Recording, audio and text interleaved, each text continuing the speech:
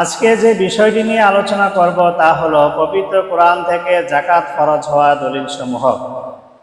আল্লাহ তাআলা পবিত্র কোরআনে 50-এর অধিক আয়াতে যাকাতের বিধান সম্পর্কে আলোচনা করেছেন।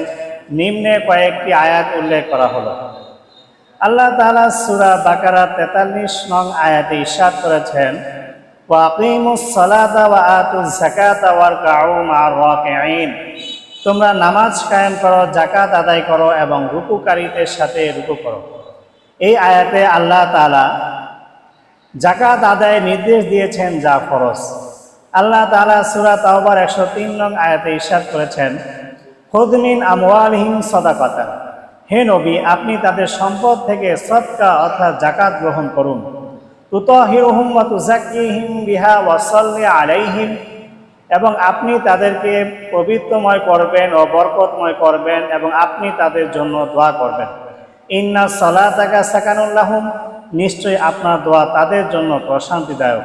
আল্লাহু সামিউন আলিম, এবং আল্লাহ তাআলা সব কথা শুনেন ও সব জানেন।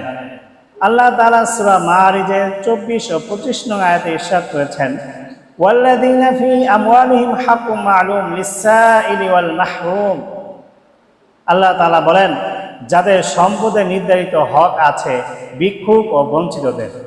নির্ধারিত হকের ব্যাখ্যায় মুফাসসিরিন কেরাম লেখেন, হুয়াল হাক্কুল মা'লুম হুয়াজ যাকাত। নির্ধারিত হকের অর্থ হলো যাকাত।